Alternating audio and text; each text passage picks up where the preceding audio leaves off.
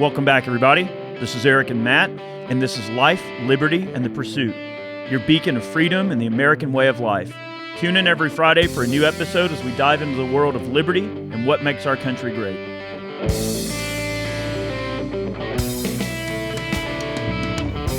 All right, everybody. I hope everyone has had a great week. Eric and Matt here with LLP. Welcome Howdy. back. Howdy. All right. We have got a great podcast set up here for you today, and we're going to be talking about the lost art of civil discourse. I think you're really going to enjoy this one. I hope that you'll hang out with us for this hour and be involved in this conversation. And that's kind of, by definition, the very, subject of today's podcast is conversation. That's right. Or sometimes the lack of. And the lost art of. So, I thought we brought up, off camera, we were, kind of spitballing and thinking of some different stuff. And I thought this was a great subject. Took a little convincing because I didn't know if you guys wanted to hear this type of, content. But then, why wouldn't you? I mean, a lot of the stuff that we're talking about are things that even myself or you, Eric, tend to forget. And, if you don't practice it and you don't keep utilizing it and using it, it goes away. It is a perishable skill that you lose. It's like any other skill. So if you might have been the best shooter, but if you don't shoot for 10 or 20 years and you pick up, you'll be okay, but you won't be as good as you used to be. So you always got to keep the tools sharp. Man, I'll tell you, I think this conversation is going to go well, and I would like to take a moment to thank our friends at rmaArmour before we get started today. Their body armor is amazing, all American made, veteran-owned company. We've done a lot of testing on their stuff. It's held up really, really good. And I tell you what, for the money, they have a great product for fantastic value. If you do decide you want to pick up some RMA armor, use the code IV8888, and you can save yourself 10%, which is always nice. On their website. Yep. Saving money is always a good thing. So big thanks to RMA for supporting LLP and our channel, Iraq Veteran 8888.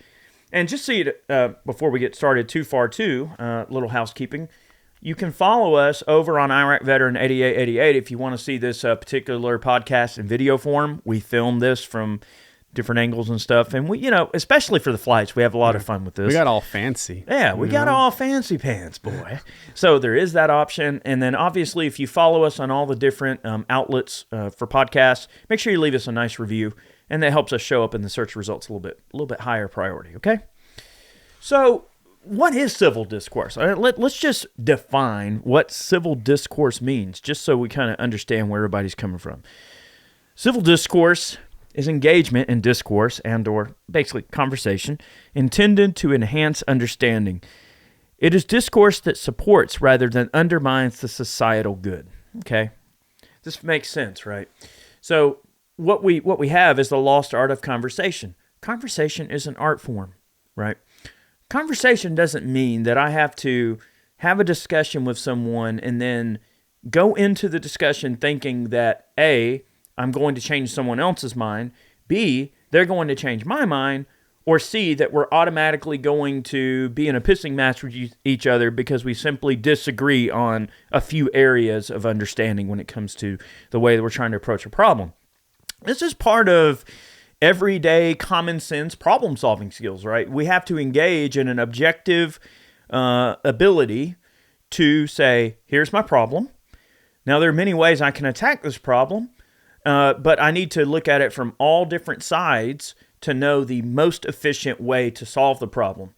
Now, I'm looking at this in a very analytical way. Now, we're talking about how does Q public at large take that type of decision-making process and put it in their mind and make something of it. Well, they're not. That's just it. The art of civil discourse, the art of conversation, the art of being objective is something that is lost.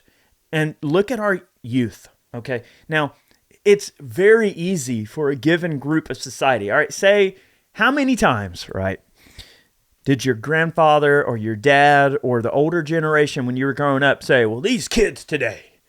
There is a mental issue that we wind up getting into when we get older, right? We think, that all of the worst of society and our problems are to blame to the youth? Was that because we're projecting our own inadequacies onto our kids by thinking, well, we just didn't raise them well enough, but instead of admitting that we didn't raise them right, we're just going to blame them because kids are to blame? That's not what we're getting at, and that's not the picture I want to paint in this podcast, because look, being a kid in this world right now is tough, and being a young teenager, a young adult is tough, right? So we end up in situations where sometimes it can be hard for us to really understand how to have conversations. Look at the physical barriers to conversation that exist, right? The advent of social media, people can hide behind a keyboard. They can just say something that in their heart maybe they know is heinous, that it's not true, maybe. Or maybe they can be very, very openly passionate about a given subject that really, if they were to sit down and have an honest conversation with the adversary or the perceived adversary, maybe they would change their mind or be a little bit more understanding about the situation. Now, what does this have to do with anything other than trying to say, oh, well, the kids are to blame, right? No. Look at the solutions that people come up with for the problems. Okay, well, if these young kids get in, all right, I saw something the other day, a terrible, terrible event occurred, right? It was outside of a burger joint or something, and these kids were arguing. Apparently, from what I understand, they were employees of this establishment, and the kid pulls out a pistol and just guns down the other kid right there in public, in the street, in broad daylight. Now, you know, one could say, well, they had discourse, they just argued, and that was the end result. They decided to, use violence. But that's the thing. It's like we have done such a poor job of raising our kids and teaching them right from wrong and teaching them to be objective, and we've done such a poor job of giving them a platform where they can ask questions, even if they might be at the failure of being wrong, right? We've done that to them. And we've made them feel that violence is the only solution that they're ever going to have. And you know what? In my day, if you had a disagreement with somebody that couldn't be solved with a little bit of civil discourse, right? A little conversation, right? Let's understand kids are kids, right? Kids are going to do crazy things. Kids are going to fight. We got in fights. We got in fights all the time, right? But we lived. We survived. Yeah. We might have a black eye. We might have got a little strawberry or a bruise. Yeah, we might have got a ripped t-shirt. But at the end of the day, you suck it up and you take it as a learning experience and you move on. Whether you lost or won, that's not really what it was about, was it? When you get in a fight when you're a kid, it's just about, I'm asserting my dominance or my ability to be right over you. Whether or not I'm right is irrelevant. So what kids must engage in and must learn is the art of conversation, Matt. I agree, and I think that as the generation of adults that are raising the youth that are failing at the task of learning how to have meaningful conversation, we can sit here and place the blame on them all we want, but when it comes down to it, it's us. We're to blame. And when you start looking at stuff like, and a great takeaway is, I was having a conversation with my brother, and my brother and I, we don't always see eye to eye on certain things, both politically and in life. And we'll be having a conversation, and he'll say something, and I'm giving him in a conversation, in discourse, I'm like, hey, that's because of this. This is because of that, and I'm giving him facts and things to back up what I'm talking about. And one of these, he said something profound. He was like, you've mastered the art of not getting mad, but making the other person get mad and then pointing it out that they're mad. And I thought to myself, well, that's not really a tactic. That's just me having a conversation. You getting mad is your failure to be able to hold that conversation. And I didn't realize that's what was happening until he pointed it out. And then you start realizing it with other people you talk to. So you'll see them kind of get, a little puffy and they get kind of upset. And it's not that, well, yes, we all know that there are people out there that are a-holes. I am not an a-hole. I just happen to, when I talk with somebody, I'm very matter of fact about it. I say, hey, this is the reason why that happens. If you're pointing out certain instances to me or scenarios to me, I'm going to tell you why that happened and why it occurred. If you get mad, you get mad. It's not my problem. But, and that comes down to, even as adults, we can't say that only the youth have a problem with, talking and holding a conversation. Adults do as well. And that's because even as adults, we're growing up in the same society of instant gratification, of, winning conversations, shouting people down. If you don't agree with somebody, some people are told, well, just walk away. You don't have to talk to this person if you don't agree with them, which is fine. You have the right to do that, but you're also not really learning anything. You're not taking away from that engagement. So with me, I've had to have conversations with people that I don't necessarily like personally, but you're sitting at a table with them. Are you just going, and you're eating dinner, so you're just going to just get up and I'm retiring for the evening. Good night, like that. Good day. Yeah, I said good night. You don't do that. You have to hold that conversation. And we're not talking debate tactics. That's a completely different thing. So debate tactics, you'll see people throw out there, oh, that's a red herring. That's a straw man. You're moving the goalpost. You're changing the narrative. So no, that's completely different. But just your basic conversational skills of being able to engage, understand, not get upset at, what the context of the conversation is, and being able to digest it and have a meaningful conversation on that same subject without showing emotion.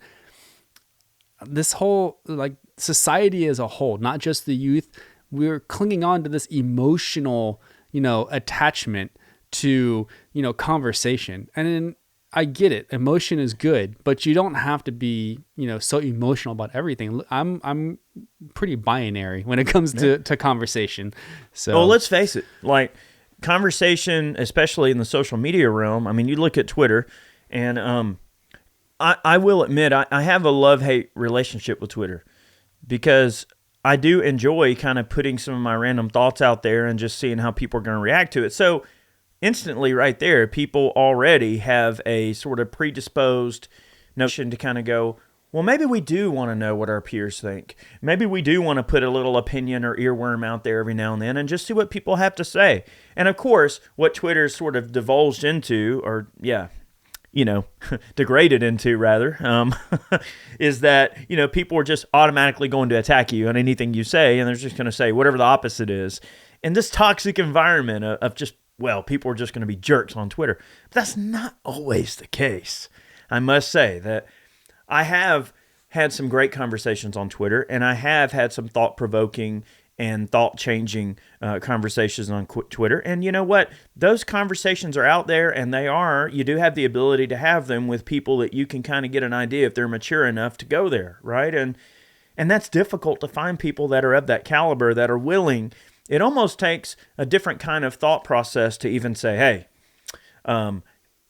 sarcasm's hard to detect over the internet. Oh, it totally is. Whether or not someone's joking around or what their intention really is, the human face, when you're talking to someone and looking them in the eye, their mannerisms, the way they act, where they're looking, their body language, all of those things have a lot to do with how that conversation is going to go.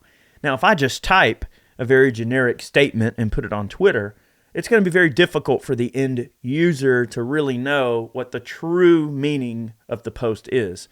So therein lies a challenge, okay? A lot of these young folks, maybe they've gotten relatively good at that form of communication, okay? But it also seems that in that form of communication, it quickly sort of goes into something basic as whoever can be the loudest is right. That's right. And the loudest voice must be the most correct voice. And then when you look at the censorship in big tech and their ability to go, well, I disagree with this person's opinion, instead of debating them and defeating their opinion with superior facts and superior logic and superior decision-making process, I'm simply going to unperson them, like what happened on me with Facebook. I know I mentioned it briefly in another podcast we made, but I mean, they pulled my Facebook page, over some crap, over some bull crap. So instead of defeating me with wisdom and logic and, like the folks of old had to do way back in the day, you couldn't just cancel someone standing right in front of you that's about to, get cross with you unless you can talk your way out of a situation very quick. I mean, always remember your vertebral judo. That's what all of this comes down to. You should be able to fight. You should be able to protect yourself. You should have the capabilities and be capable as a person, whoever you are, to defend yourself and protect yourself, be that through the manner of being a firearms owner and defending yourself with a firearm, or being physically fit and capable of protecting yourself from a physical standpoint, or being good at some sort of a martial art. Whatever the case may be, whatever defense mechanisms we put in place to protect ourselves physically from physical harm, those things can also be exacerbated and or completely made a non-issue simply by engaging with your verbal judo. And verbal judo is one of those things they certainly try to teach to like police officers. Some of them are really good at it. Some of them are sly. Some of them aren't. Yeah, some of them are really bad. Right, but we're all guilty of it too. I mean, what are police but people before they're police, right? So you got to look at the bare bones, back to the basics cauldron that make us who we are. We're all people to begin with before we put on our masks in society, before we put on our costume, our Bruce Wayne of the day. Like Superman and Clark Kent. It's the same thing. Like Superman gets up and is born freaking Superman. He woke up Superman. Okay, so you are who you are when you wake up that day, and your moral and principles and everything that make you who you are, that identity exists before you put on the clothes of the day, whatever those clothes might be. Whether you're Clark Kent or a police officer or a garbage man, you are who you are before you put your clothes on that day. That's right. So one thing real quick about taking stuff out of context that reminded me, and you saw me looking it up. So on my phone, I like to take notes so I can, me too. So if you see me don't worry about dabbling, that, guys. I'm taking notes. He's taking notes. So that reminded me of the Key and Peele skit called Text Message Gone Wrong. Yeah. And that's what that reminded me of, because guys, just go to YouTube and type in Key and Peele Text Message Gone Wrong. Absolutely hilarious. But it's like, it shows you through comedy and satire, like how far the human brain takes stuff when they're reading these text messages, and one person is like, oh yeah, hey, okay, and then the other person interprets it completely negatively. This is what happens when you're not paying attention to the person in front of you, the conversation that you're having, the mannerisms, the body language, all of that comes into play.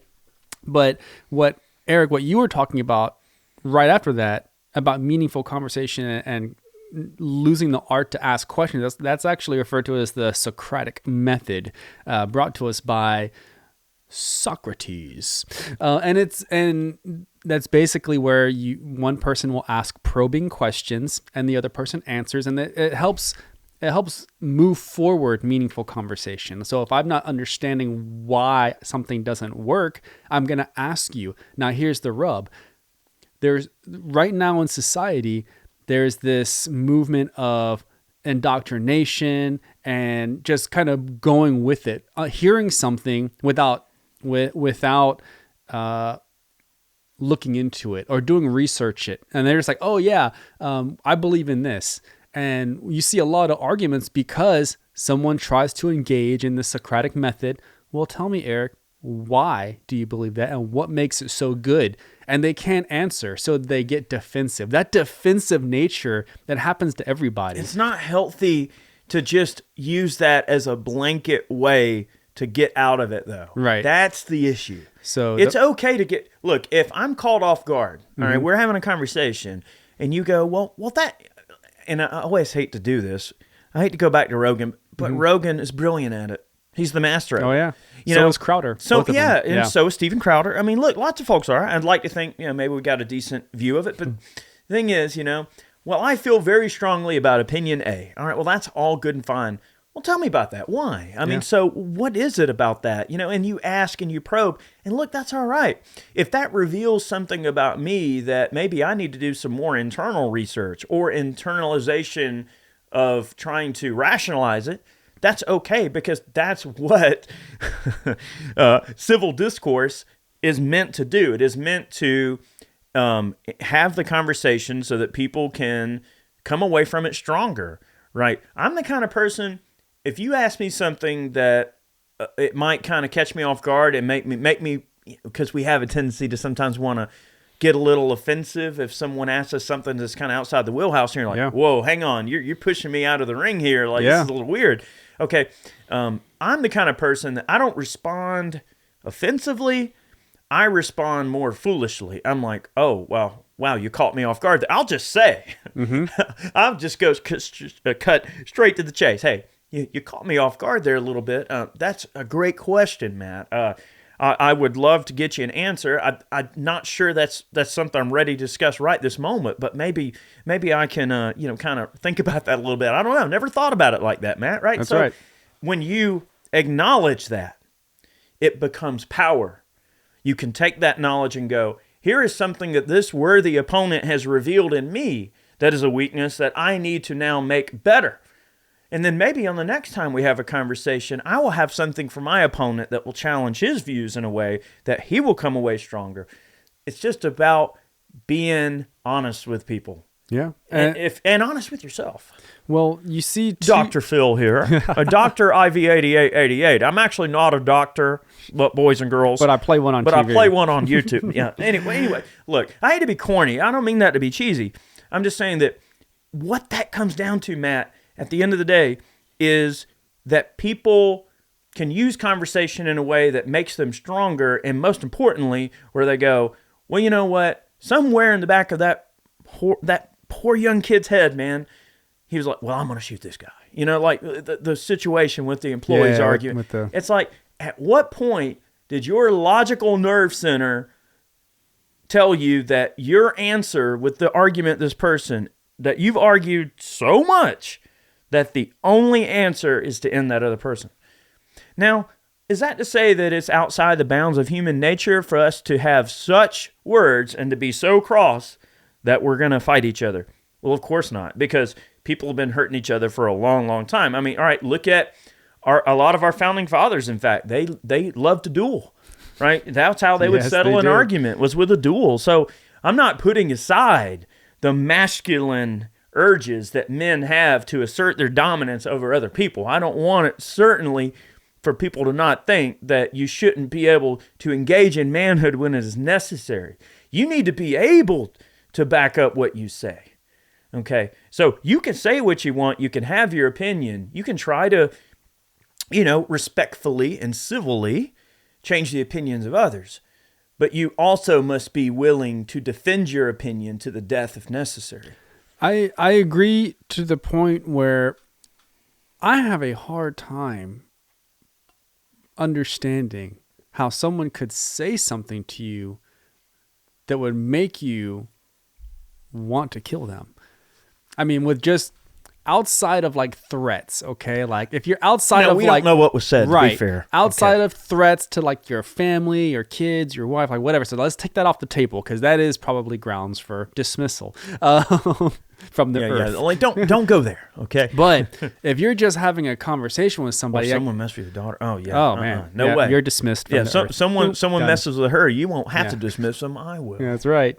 So it's hard. It's a hard pill for me to swallow to get to a point where like you're going to say something to somebody that's going to cause you to end their life. Imagine being the government and saying, well, we disagree with you, other government, and by the way, we're going to send like all of our people to hurt all of your... I mean, think about how crazy that sounds. Yeah, man. That's like nuts. If you just remove the institutionalism of it all, right? I mean, I hate to, like, aliens. I mean, look, but the thing is, it's like, if you remove the institutionalism of that conversation, right, and you just look at it as a conversation, as two grown men arguing with each other, but you happen to be a grown man that has an army, and I happen to be a grown man that has an army, and it's like, when you remove the institutionalism, it's like...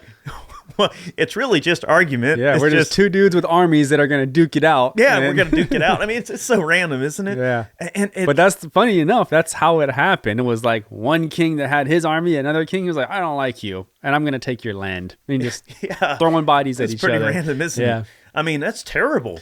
I mean, look how far we've come. I mean, we've come a long way from hundreds of thousands of men perishing on the field of battle, bleeding out and screaming in agony.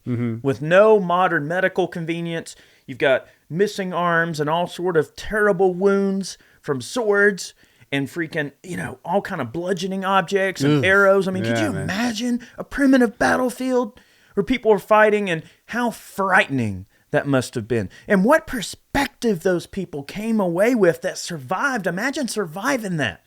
And you live to tell about it. And imagine the conviction that you're going to have when you explain things to people, right? As to what you've lived through and what your life experiences were. And I think you survived that. You saw that death and that destruction. The weight that you train your kids on how to deal with a situation is going to be completely different than someone today. Yeah. And Look, you don't understand what I've seen, son. I've seen men scream in agony by the thousands. Imagine that's your father. It taught you, how to be a person and move forward. We're missing that in our society. Like, people are not taking those lessons and explaining the context of what they learned from something, putting it into the future. Well, for the younger, generation. Well, and that has to do with the emergence of, the quote troll and the ability to say something without any repercussions. And you get so used to being able to say whatever you want to say without any ramifications that you start to do it in real life. So what started as just being on the keyboard saying really nasty and mean things and telling people to go kill themselves and calling them racial slurs. So they get so used to doing that when you meet someone in real life, you think that you can just say whatever you want to say to someone's face and there's not going to be any repercussions. Now, no one's going to kill you, but I'll tell you this.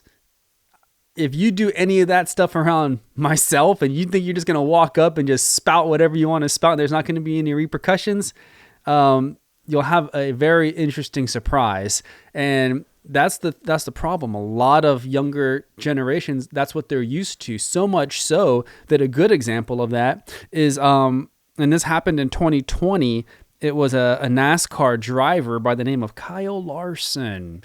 They were doing the virtual iRace because NASCAR got locked down and they weren't hosting any races. So they did the same NASCAR races, but virtually. So they were using virtual cars.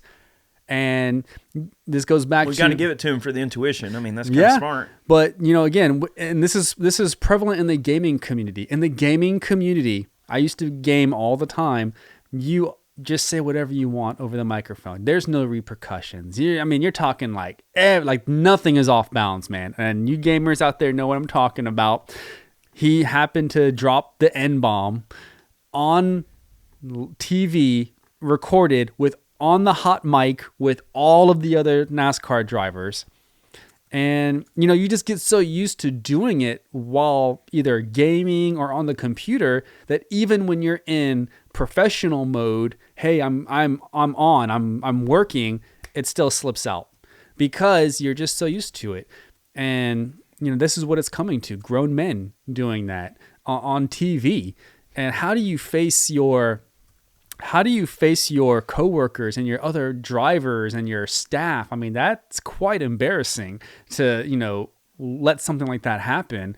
And also, what are the ramifications for that? He was suspended for a couple of races and then he goes back on. I'm not advocating for his removal, but at the same time, I mean, it's a little light. It's a little bit of some light medicine there. So it's kind of random, isn't it? It is. It's kind of thought-provoking too to look back on my youth, and look back on what it was like, to grow up in the 90s.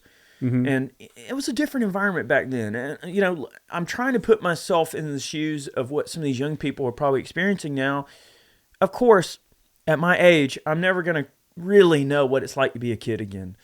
And that's so hard to think about, right? Like, well, our youth was kind of taken from us. We get to it. Well, I'll drink some coffee. Yeah, well, there's no alcohol in here, but I'll have a drink to that. You're right, Matt. But there's going to come a point, there's a cutoff point where a person doesn't know really what it's like to be young again. They're closer to being gone from this earth than they were when they got here. And that's frightening. That's a scary prospect to think about, right? But if there are young folks listening, I hope there are, maybe this speaks to you in some way. I can just say that, believe it or not, we were young once too. And even the oldest person that you've run into and you think, well, this old person doesn't know anything and, they're just trying to tell me what to do. Yeah, but they were young too. We all were. So looking back on it, though, our raising and how we were brought up, the 90s was a really interesting time to be a young person in America. It really was. It was a strange time. I mean, remember the early days of AOL and everything? Oh, boy. And I loved old school gaming, man. I used to play Doom over a LAN, over local access network, and that was cool. Now, here's this interesting situation, all right? You were talking about the race. All right, kids would sit around in these rooms and play games together, or you'd play on a console, and you'd have four people hooked up to one console, like a Nintendo, Super Nintendo, 64, whatever it might be.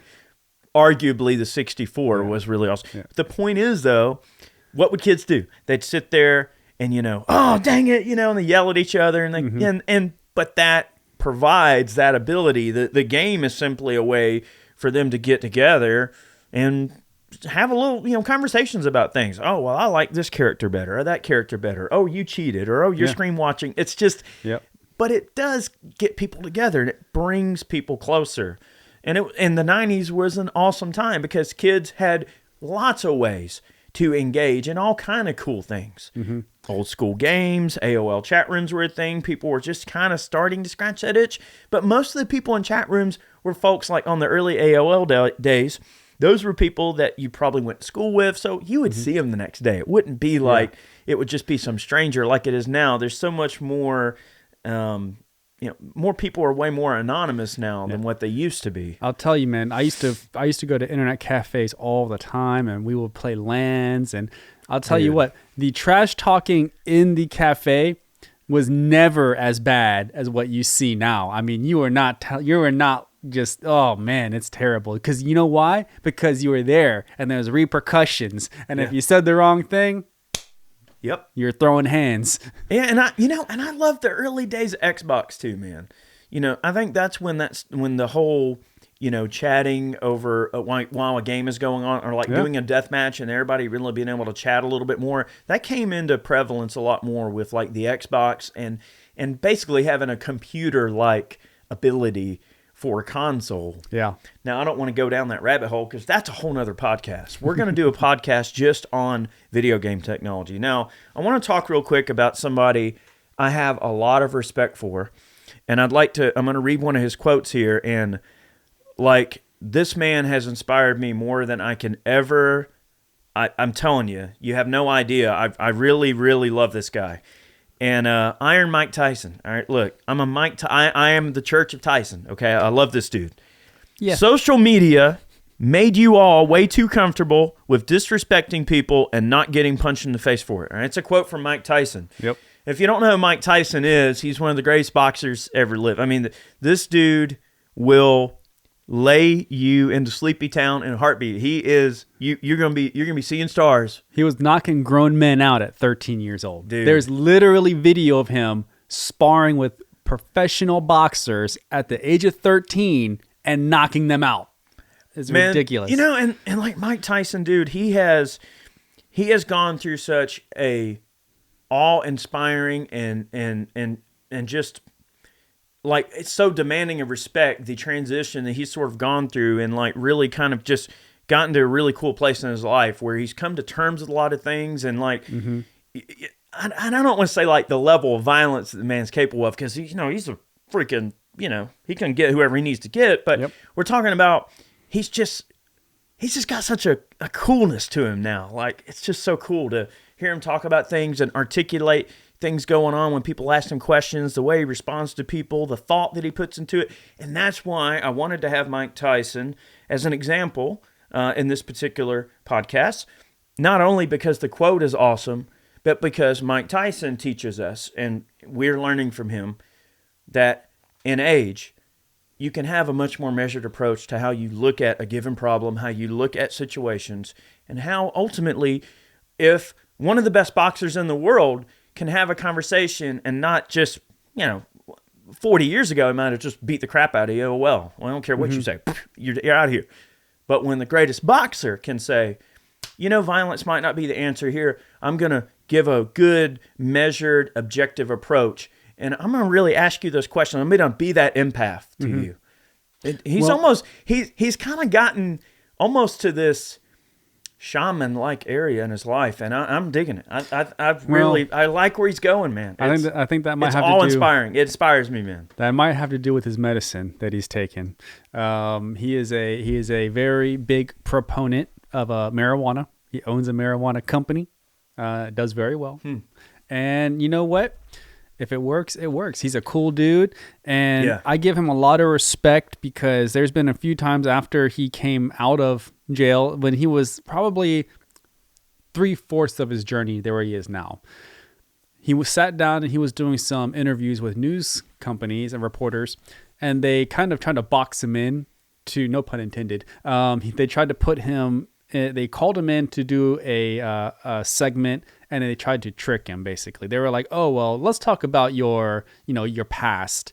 And that wasn't what he was there to do. He was there to talk about, his current endeavors, his business. And, it's really sad to see that happen. And I have a lot of respect for him because instead of getting angry, instead of, he could have broke this dude in half. I mean, there's a little reporter and he's like this big dude. He just gets up and says, "You know what? This isn't what I came here for. And shame on you for doing this." And he just takes the mic off and walks away. He's done that like 2 or 3 times, and it's shameful for the news agencies to try to do that and to try to get him on a gotcha, basically. But it takes a bigger man to walk away sometimes. Yeah, you got to know when to walk away. He's just because you can win a fight and going into it with a 90 percentile chance of success that you're going to come out on top.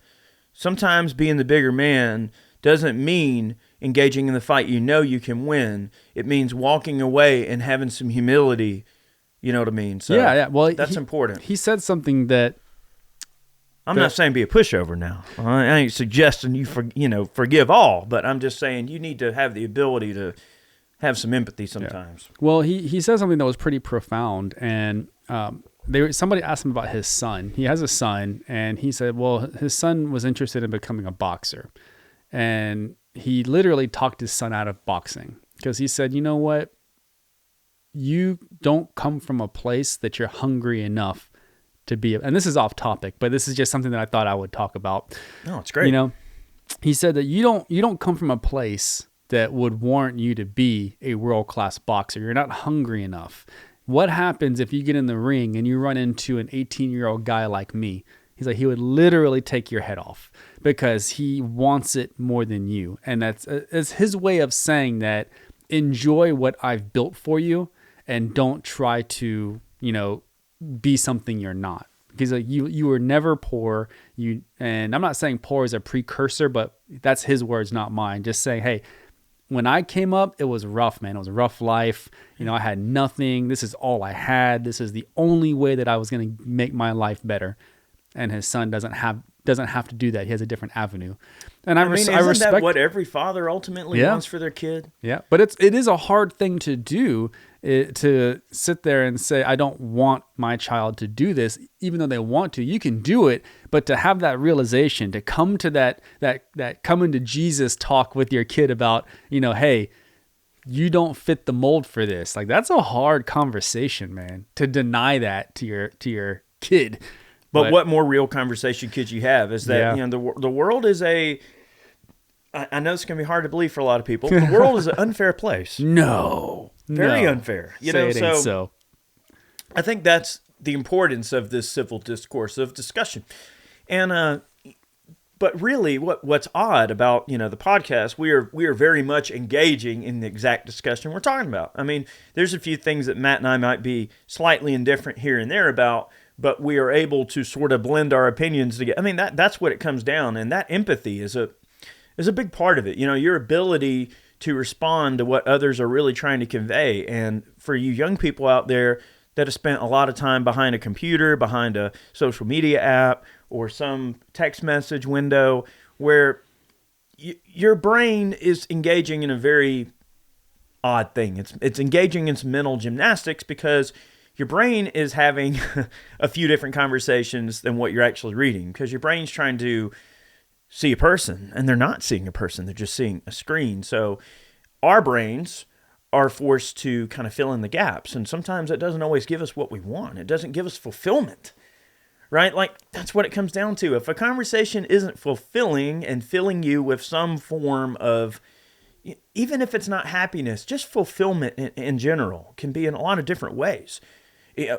A bad situation or a good situation can still give me fulfillment if it's bad or good that I'm looking for, right? So, well, that, and I know, I know that's kind of random, but well, I know that we touched on the lost art of discourse, but at the same time, we have to figure out why, like, what caused this. And I feel like it comes from a point of instant gratification.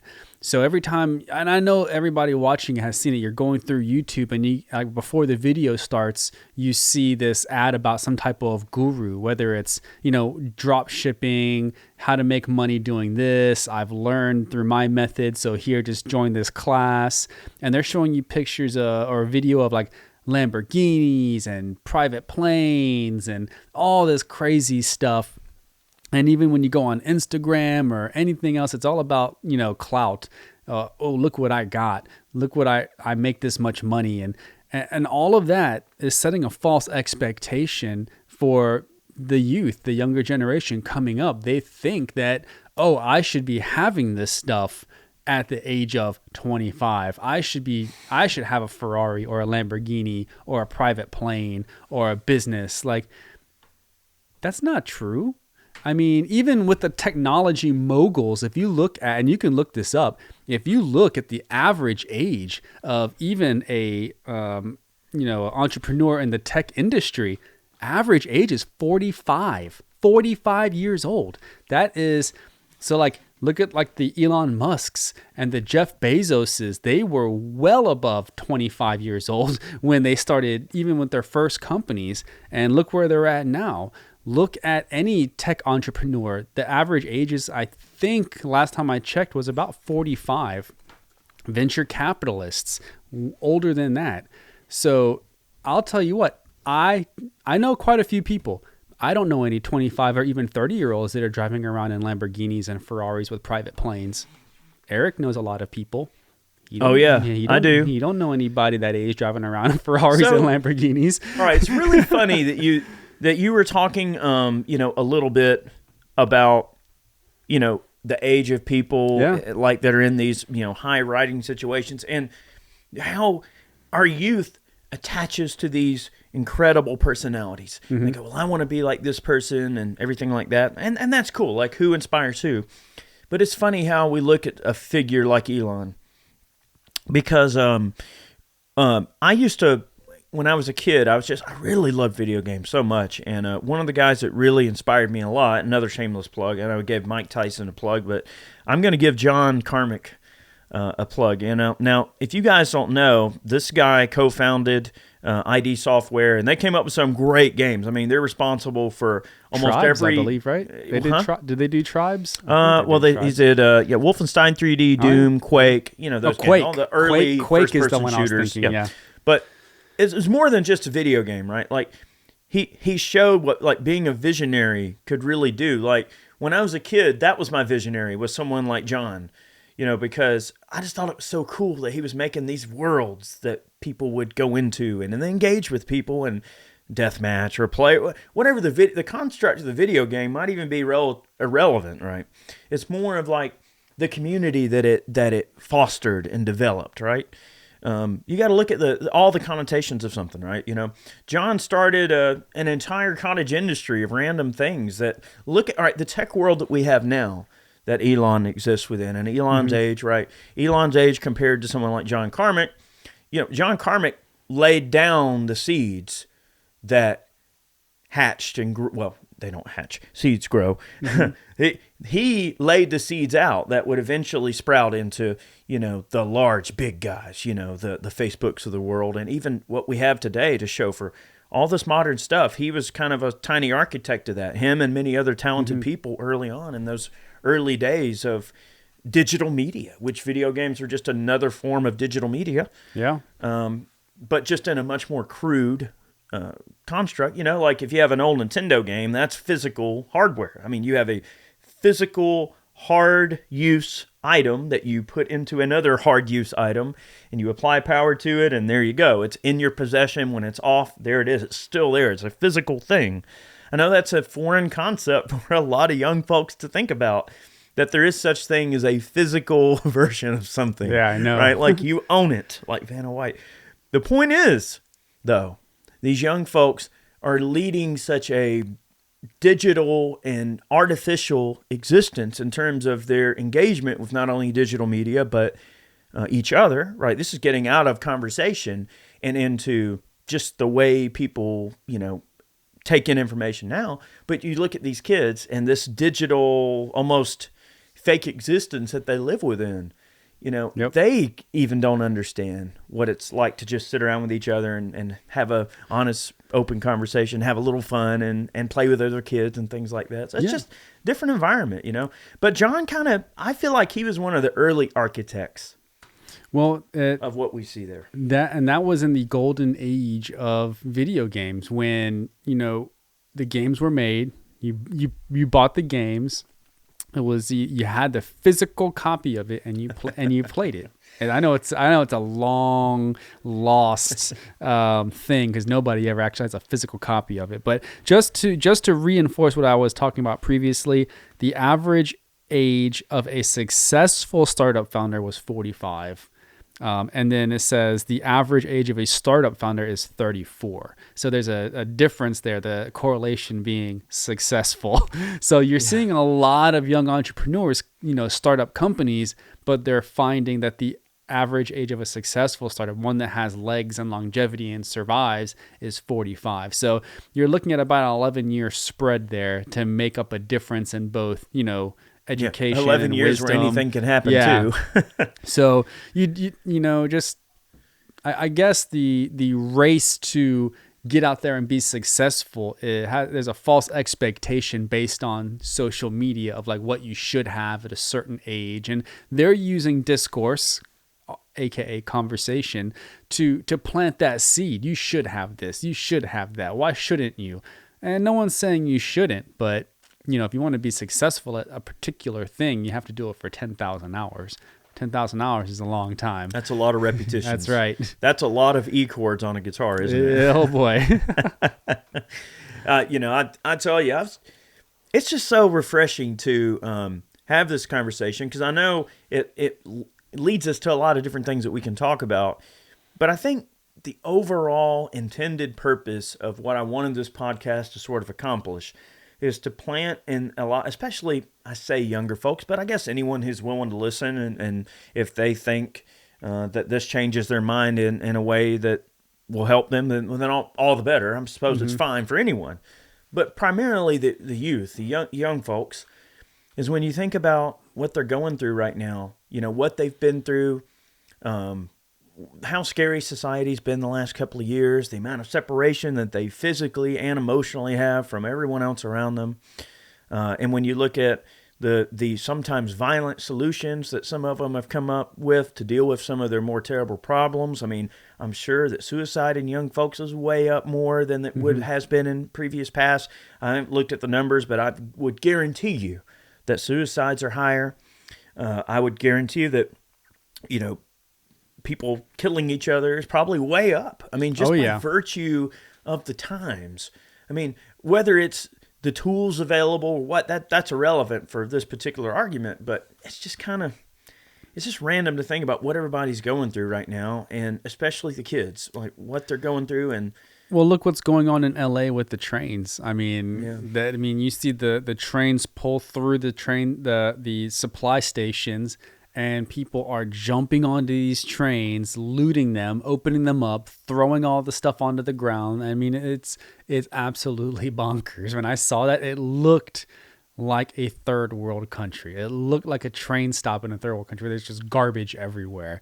And, you know, why is that happening? How is it possible that in one of the most populated and heavily populated places in America, Los Angeles, California, that this can take place and there's no ramifications, there's no repercussions, nobody's getting in trouble. It's because there is a society, a culture that this is accepted. And I don't know what caused this in California. I know Gavin Newsom was on talking about it. He's like, "Oh, hey, we're going to increase police." Oh, you mean the police that you defunded?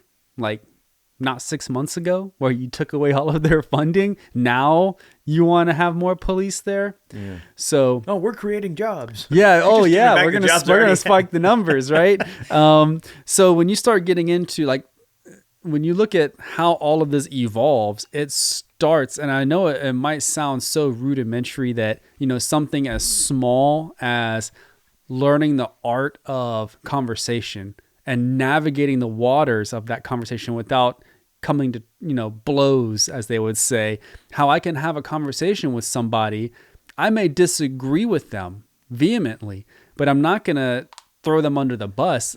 And this is kind of where you see the quote, change my mind aspect of it. So the Steven Crowder, yes, good guy. Yeah, and the segment itself is brilliant, and the way that it takes place is brilliant.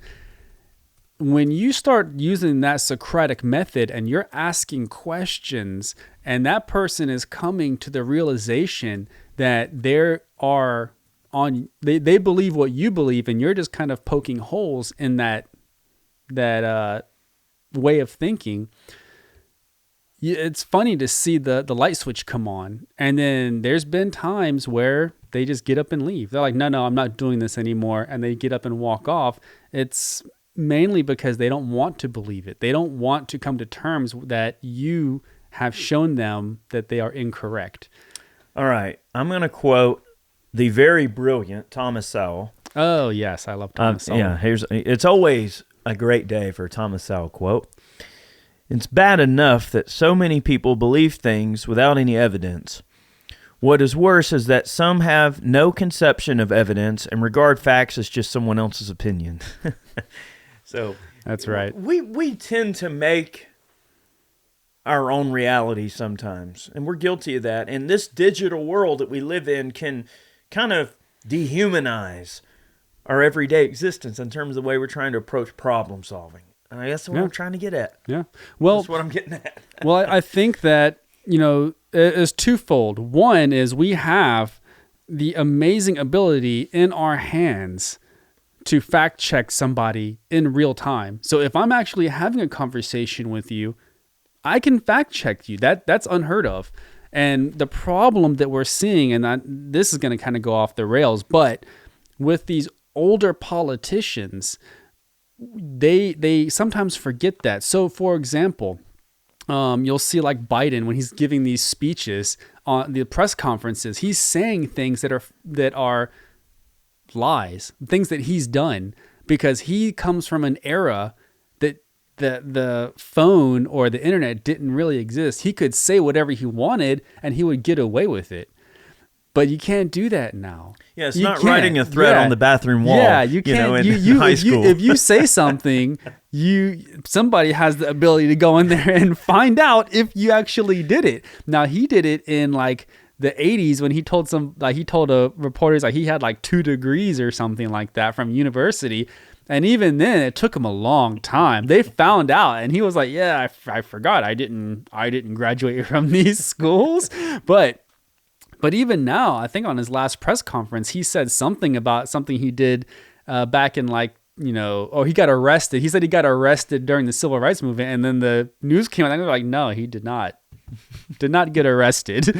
They come from a different era where you can't fact check, but in the current era, it really does. I mean, it helps with conversation. If I'm talking with you, Eric, and you're like, "Oh, hey, I did this, and this," and you can go, "Oh, yeah, okay, yeah, I was wrong. I was wrong." You can do it right there. Yeah, you tell me a person that is never wrong, and I will show you a liar. Look, it is okay to be wrong, because actually, when you're wrong, it shows that you were willing to challenge your perception about something, right?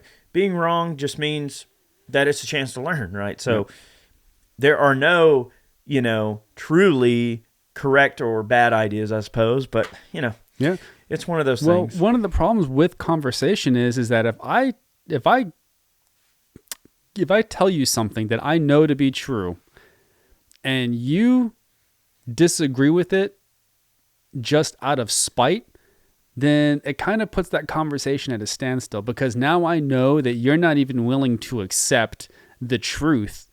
How are we going to progress this conversation if you're going to rest on your laurels and you chose your side and there's no amount of evidence that I can provide to you to show you that, my side of the conversation, then how are we going to progress this farther? Yeah. If we are going to have discourse and disagreement, it's at least got to be based on something that is conceptually and factually and logistically and provably true. Yeah, and it could be something. It has to be at the base level. Yeah. The argument has to, like an amoeba, right? The base argument has to be reality before you can divulge too far on. It's just like one of those weird things. Like you'll go up to somebody and say, "Hey, man, the sky is blue," and they go, "Well, technically, it's not blue. Blue is made up of yellow and orange and green. So when you put them all together, the sky is blue, orange, and green." And you're like, "Yeah, this conversation's over, boss. See ya." All right. Well, I had a great podcast this week, and I hope you all enjoyed tuning in today. That's probably going to end our conversation here for the day. I think y'all kind of understand where we're coming from, though. Oh, yeah. Anything else you want to put out? No, man. I'm just glad you guys stuck around and listen to two guys talk about talk. Hey, man, but that's exactly what it is. But I think we covered the bases well, and I know this isn't necessarily a gun-related subject. For those of you that are still listening on the podcast, I mean, look, I understand that what I do at the core level, people know me for guns, right? And I love firearms. Okay, I'm pro 2A guy and everything like that. I'm certainly not trying to make it sound like that's not a thing. I mean, but it's always they always say that everything followed by "but" is bullcrap, right? Yeah, that's what they say. I will substitute the word "but" with "however." However. I always actually use "however" a little more, but it is funny how, people, sort of conceive all these things, and it's just neat to mess with. It was good. It was a good conversation because you got to kind of pry apart and peel back the layers of the onion of how at least I do a conversation and how you do it, like the different points of view of a conversation that you can hold with somebody. And Eric and I do get into conversations with people that don't agree with our way of life. Yeah. Quite often. So I'm known for, the gun side of things, I guess what I'm trying to say. But at the end of the day, I try to have a measured view over a wide variety of different topics and a wide variety of different interests and subjects and things like that. So I don't want anybody to think I'm a one-trick pony, okay? Like, I do have a brain. I'm not just a redneck, okay? I've got aspirations, right? Dreams and aspirations. I want to learn more things. So believe me, at the end of the day, I try to be well-rounded, and maybe that's a good thing to take away, right? Like, that's right. Just try to be more well-rounded, and no matter what it is, whether it's your views or your ability to learn or accept something or not, just be well-rounded in that pursuit, right? That's right. I don't think it's really hard to look at, but make sure you go over to Ballistic Ink and pick yourself up a t-shirt. That's one way you can support LLP here today. Really, really appreciate you guys hanging out. We'll see you soon. Bye, everybody. Thanks for listening to Life, Liberty, and Pursuit. If you enjoyed the show, be sure to subscribe on Apple Podcasts, Spotify, and anywhere else podcasts are found. Be sure to leave us a 5-star review. We'd really appreciate that. You can support us over on Ballistic Ink by picking yourself up some merch. And remember, guys, danger is freedom. Have a good one.